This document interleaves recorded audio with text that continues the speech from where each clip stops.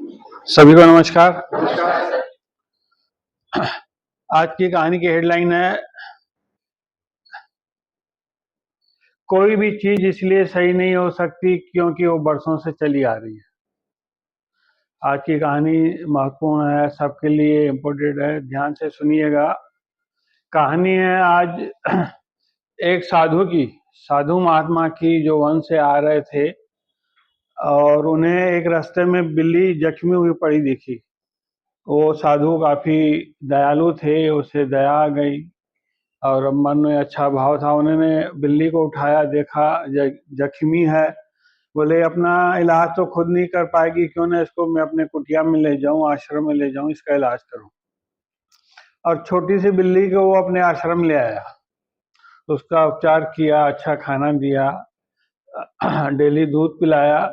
वो जो बिल्ली थी, अब वो महात्मा की पालतू बिल्ली बन चुकी थी। ऐसा बोलिए कि वो सर चढ़ी हो गई थी, कभी सर में बैठ जाए, कभी कंधे में बैठ जाए, कभी गोदी में बैठ जाए। तो महात्मा जी परेशान तब होते थे जब वो साधना में बैठते थे, तपस्या में बैठते थे, तब भी बिल्ली आके गोदी में बैठ जाती थी, सर में चढ़ जाती थी। उन्होंने सोचा क्या किया जाए, तो उन्होंने एक शिष्य को बुलाया, बोले इधर आओ। बोले जब जब मैं साधना में बैठूं, जब जब मैं साधना में बैठूंगा, बिल्ली को सामने जो पेड़ है उसके तने से बांध देना, और मेरी साधना तपस्या पूरी हो जाएगी तो उसे खोल देना। बिना कुछ सवाल किए उस शिष्य ने कहा जी गुरुजी, और ले जाके और पेड़ से बांध दिया।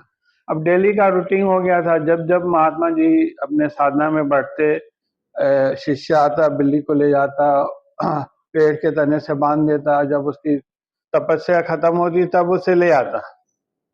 ऐसा डेली चलता रहा। एक दिन कई ऐसे डेली चलता रहा, ऐसा समझो कि वर्षों तक चलता रहा।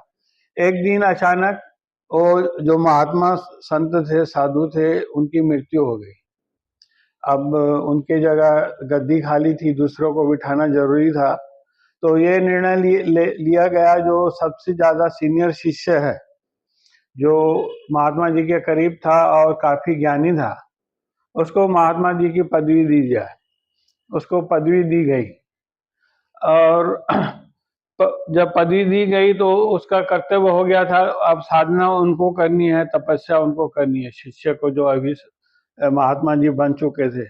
पहले दिन जब बैठे वो, तो उसे लगा कुछ कमी लग रही है, क्या ऐसा मैंने क्या नहीं किया जो साधना पूरी नहीं हो पा रही।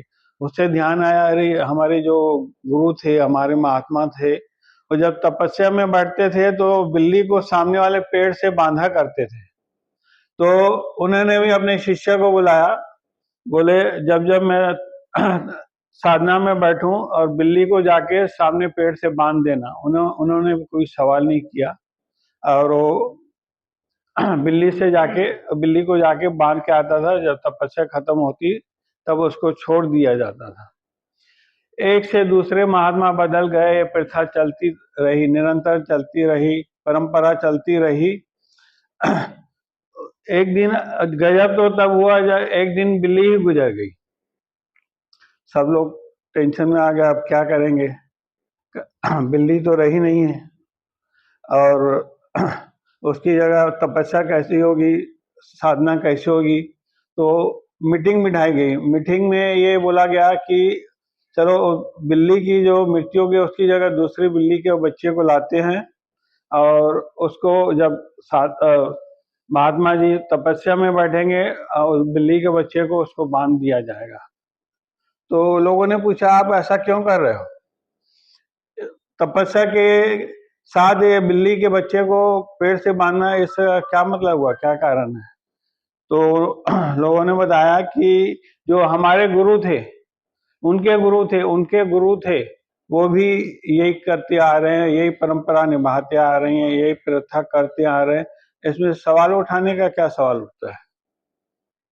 कई बार ना हमारे सामने भी ऐसी परंपराएं, ऐसी स्थिति रहती है कि हम आंख मूंद कर उसे फॉलो करते हैं।